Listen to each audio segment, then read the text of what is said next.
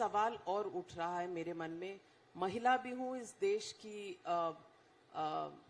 सदस्य हूं, इस देश की सिटीजन हूं।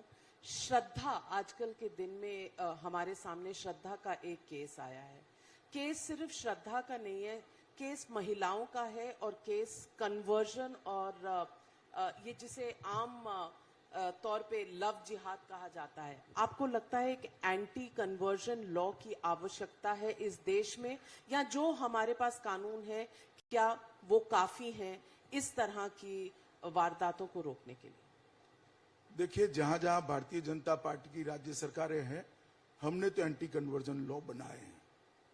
और गुजरात जैसे प्रदेश का तो मैं डिटेल बता सकता हूं, वहां सख्ती के साथ इसका इम्प्लीमेंटेशन भी करते हैं। और आप संविधान सभा की चर्चा को पढ़ेंगे तो धर्म का प्रचार करना और लोभ, लालच, डर इससे धर्म परिवर्तन करना, दो चीजों को बहुत अच्छे तरीके से हमारी संविधान सभा ने सेपरेट किया हुआ है। आप धर्म का प्रचार कर सकते हो, परंतु सुविधाएं देकर, लोभ देकर, डर दिखाकर किसी को धर्म परिवर्तित करने के लिए मजबूर नहीं कर सकते। ये संविधान का स्पिरिट है। और अभी सुप्रीम कोर्ट ने भी एक याचिका हुई है, सुप्रीम कोर्ट ने भी इस बात को बहुत स्पष्ट किया है। तो मैं मानता हूं कि राज्यों के विधायकों का जो विधानमंडल है, इसका एक काम है कि इस पर विचार करे। जहां जहां भारतीय जनता पार्टी की सरकारें हैं, लगभग हर जगह पे हमने धर्म परिवर्तन के रोक के लिए कानून बनाए हैं और इसको इम्प्लीमेंट भी करें। नेशनल लेवल पर देखिए, ये ग्रे एरिया है स्टेट सब्जेक्ट और सेंट्रल सब्जेक्ट का।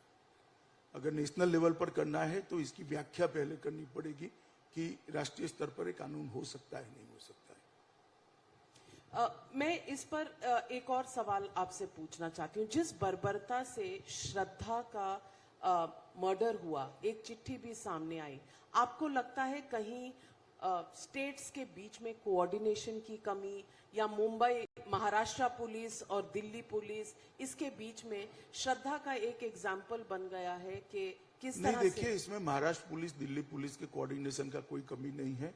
मैं पूरे मामले पर मेरी नजर है।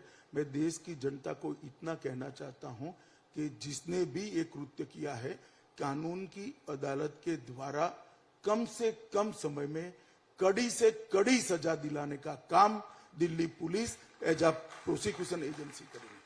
परंतु जो चिट्ठी सामने आई है, इसमें दिल्ली पुलिस का कोई रोल ही नहीं है। महाराष्ट्र सरकार के थाने में श्रद्धा ने एक चिट्ठी दी थी कि मेरे शरीर के टुकड़े टुकड़े कर कर फेंक देना और मार देने की मुझे धमकी दी जा रही है। मेरा गला घोंट कर हत्या का प्रयास भी किया गया। उसके बाद में वहां एक्शन नहीं हुआ। कल महाराष्ट्र के उप मुख्यमंत्री और गृह मंत्री देवेंद्र फडणवीस जी ने कहा है इसकी जांच होगी और जो कोई भी लोग इस पर जिम्मेदार होंगे, उस वक्त महाराष्ट्र में हमारी सरकार नहीं थी, मगर जो कोई भी लोग इस पर जिम्मेदार होंगे, अफसरों की बात कर रहा हूं मैं, इन पर कड़े कदम उठाए जाएंगे और कठोर कार्यवाही भी होगी। परंतु जहां तक ये जघन्य कृत्य का सवाल है, एक क्षण के लिए भी भारतीय जनता पार्टी की मोदी सरकार इसको सहन नहीं कर सकती। सबसे कम समय में सबसे कठोर सजा कोर्ट के माध्यम से दिलाने का काम हम करेंगे।